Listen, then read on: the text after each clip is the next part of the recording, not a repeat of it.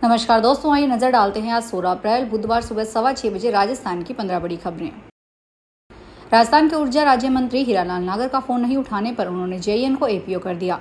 3 जिलों की समीक्षा बैठक के दौरान विधायकों ने शिकायत की थी कि जनता की समस्या को लेकर फोन करने पर अधिकारी फोन नहीं उठाते हैं।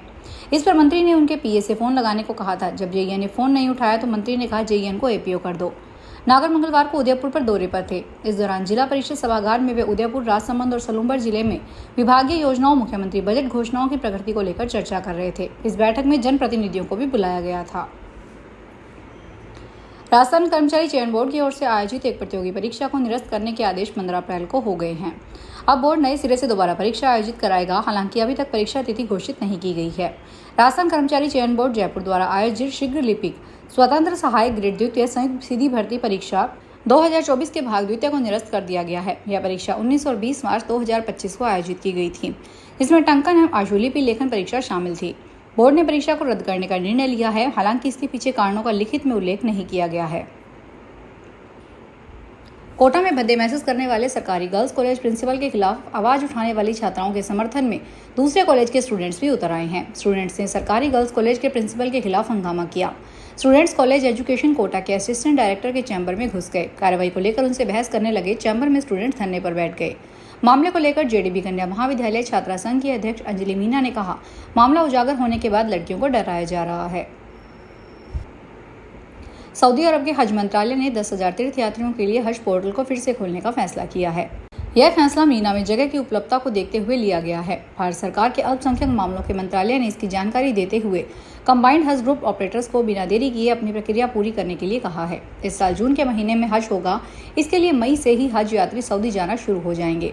हज की प्रक्रिया पूरी करने में 26 कंबाइंड हज ग्रुप ऑपरेटर सऊदी अरब समय सीमा का पालन करने में फेल हो गए थे। हरियाणा के हिसार एयरपोर्ट में एक कप चाय 86 की मिलेगी। एक मैगी 143 रुपये और सैंडविच 152 रुपये का पड़ेगा। 14 अप्रैल को पीएम नरेंद्र मोदी ने हिसार एयरपोर्ट का उद्घाटन किया था, जिसके बाद यहां से अयोध्या के लिए फ्लाइट रवाना की गई। इसके बाद एयरपोर्ट के भीतर कैंटीन भी खोल दी गई है, जिसमें तय रेट तय किए गए हैं। हालांकि एयरपोर्ट अथॉरिटी का तर्क है कि यहाँ क्वालिटी और क्वांटिटी दोनों अच्छी और ज़्यादा होगी। वहीं दिल्ली से हिसार और फिर अयोध्या फ्लाइट जाने के लिए भी पूरा टाइम टेबल जारी कर दिया गया है। जालौर में पीसीसी चीफ गोविंद सिंह डोटासरा ने जयपुर में कांग्रेस नेता प्रताप सिंह खाचरियावास के आवास पर ईडी की कार्रवाई को लेकर कहा, सरकार के खिलाफ आंखों में आंखें डालकर बात की तो ईडी का छापा स्वाभाविक है, लेकिन हम बब्बर शेर हैं, डरेंगे नहीं। वहीं नेता प्रतिपक्ष ने ज्ञानदेव आहूजा के मंदिर विवाद पर कहा, भाजपा ने नोटिस देकर उनसे 3 दिन में जवाब मांगा था, जवाब आया क्या।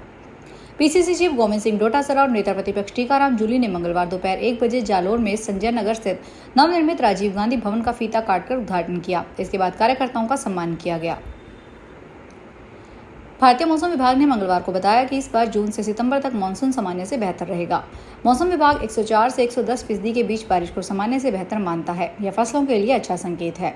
आईएमडी के प्रमुख मृत्युंजय महापात्रा ने बताया कि 2025 में 105% यानी 87 सेंटीमीटर बारिश हो सकती है। 4 महीने के मानसून सीजन के लिए लॉन्ग पीरियड एवरेज 868.6 मिलीमीटर यानी 86.86 सेंटीमीटर होता है। यानी मानसून सीजन में कुल इतनी बारिश होनी चाहिए। राहुल गांधी मंगलवार को 2 दिवसीय दौरे पर गुजरात पहुंचे। वे दोपहर करीब 3 बजे अहमदाबाद कांग्रेस कार्यालय पहुंचे, जहां उन्होंने 41 जिला और महानगर अध्यक्ष अहमदाबाद में पर्यवेक्षकों के साथ बैठक की। इस मीटिंग में 5 सदस्यों की टीम बनाई गई, जो 45 दिनों में आलकमान को अपनी रिपोर्ट देगी। इसके बाद जिला अध्यक्षों की नियुक्ति की जाएगी। संगठन सृजन अभियान की शुरुआत करेंगे राहुल गांधी। आज अरावली जिले के मोडासा में आईएनसी के संगठन सृजन अभियान की शुरुआत करेंगे। मध्य प्रदेश के पूर्व मुख्यमंत्री दिग्विजय सिंह ने योग गुरु बाबा रामदेव के खिलाफ भोपाल के टीटी नगर थाने में मंगलवार को शिकायत दर्ज करवाई है। उन्होंने आरोप लगाया कि बाबा रामदेव ने अपने उत्पादों के प्रचार के दौरान ऐसी टिप्पणी की है, जिससे लोगों की धार्मिक भावनाएं आहत हुई है। राजस्थान पुलिस का 76वां स्थापना दिवस समारोह 15 और 16 अप्रैल 2025 को मनाया जाएगा। मुख्य समारोह 16 अप्रैल सुबह 8 बजे बूंदी की पुलिस परेड ग्राउंड में आयोजित होगा। कोटा रेंज के महानिरीक्षक परेड की सलामी लेंगे। समारोह में कुल 215 पुलिस कर्मियों को विभिन्न श्रेणियों में पदक प्रदान किए जाएंगे। इनमें 15 पुलिस कर्मियों को मुख्यमंत्री सराहनीय सेवा पदक और डीजीपी डिस्क मिलेगा। कुछ अधिकारियों को गृह मंत्रालय के उत्कृष्ट सेवा पदक और राजस्थान पुलिस सेवा पदक भी दिए जाएंगे। कोटा शहर से 37 पुलिस कर्मियों को सर्वोत्तम और 19 को अति उत्तम सेवा पदक मिलेंगे। कोटा ग्रामीण से 20 को सर्वोत्तम और 6 को अति उत्तम पदक दिए जाएंगे। 12 जिले से 17 सर्वोत्तम और 18 अति उत्तम पदक वितरित होंगे।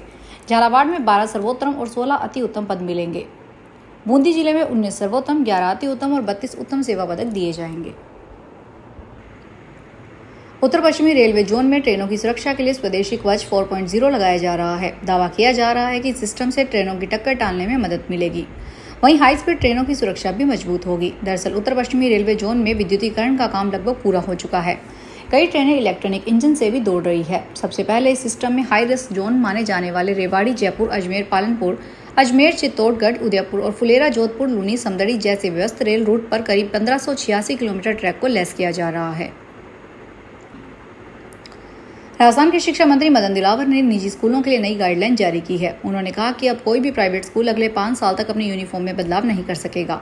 इसके साथ ही स्कूल प्रबंधन अब अभिभावक और छात्रों पर किसी खास दुकान से यूनिफॉर्म, किताब या अन्य शिक्षण सामग्री खरीदने का दबाव नहीं बना सकेंगे। जारी किए गए दिशा निर्देश में लिखा गया है कि निजी स्कूल अपने संबंध बोर्ड के नियमों और उपनियमों का पालन करते हुए केवल अनुमोदित पाठ्यक्रम की पुस्तकें ही उपयोग करेंगे। पुस्तकों की सूची की जानकारी लेखक, प्रकाशक और मूल्य सहित सत्र आरंभ होने से 1 महीने पहले ही स्कूल के नोटिस बोर्ड या फिर वेबसाइट पर देनी होगी। अभिभावक और विद्यार्थी अपनी सुविधा के अनुसार खुले बाजार से पुस्तकें खरीद सकेंगे। बाड़मेर कांग्रेस ने मंगलवार को पंचायती राज पुनर्गठन के विरोध में सड़कों पर उतर प्रदर्शन किया। इससे पहले महावीर पार्क के पीछे 1 दिवसीय सांकेतिक धरना दिया गया, जहां से फिर कलेक्ट्रेट पहुंचकर जिला कलेक्टर को ज्ञापन दिया। इस दौरान सरकार के खिलाफ जमकर नारेबाजी की। कांग्रेसियों ने बताया, जिला कलेक्टर ने हमें आश्वासन दिया, समय रहते अगर इसमें फेरबदल नहीं किया गया तो आने वाले समय लोगों के साथ कांग्रेस सड़कों पर बैठेगी। कांग्रेस ने आरोप लगाया कि भाजपा सरकार ने मनमाने तरीके से नगर निकाय व पंचायती राज संस्थाओं में परिसीमन और पुनर्गठन गलत सीमांकन किया है। राजीव गांधी पंचायती राज संगठन ने बूंदी में भाजपा सरकार के खिलाफ जिला कलेक्ट्रेट के बाहर धरना प्रदर्शन किया। बूंदी विधायक हरिमोहन शर्मा ने कहा कि कोटा के कुछ लोग बूंदी को अपना उपनगर बनाने की कोशिश कर रहे हैं। उन्होंने बताया कि पहले केडीए में 64 गांव और नगर पालिका क्षेत्र पाटन को मिलाया गया। इसके बाद एयरपोर्ट के लिए बूंदी की 3000 बीघा जमीन ली गई, लेकिन एयरपोर्ट में बूंदी का नाम तक नहीं जोड़ा गया। शर्मा ने कहा कि यह बूंदी की प्रतिष्ठा और सम्मान का सवाल है। भरतपुर के ट्रैफिक चौराहे स्थित मुख्यमंत्री जन सुनवाई केंद्र पर लघु उद्योग भारती इकाई पहाड़ी डीग द्वारा प्रदर्शन किया गया। इस दौरान बीजेपी कार्यकर्ता और खनन व्यापारी दौलत फौजदार ने कहा कि खनिज विभाग वैध खनन रोकने का काम कर रहा है। हाल ही में जो लीज धारकों पर 180 करोड़ की पेनल्टी लगाई गई थी वह गलत है। विभाग इस व्यापार को बंद करवाना चाहता है।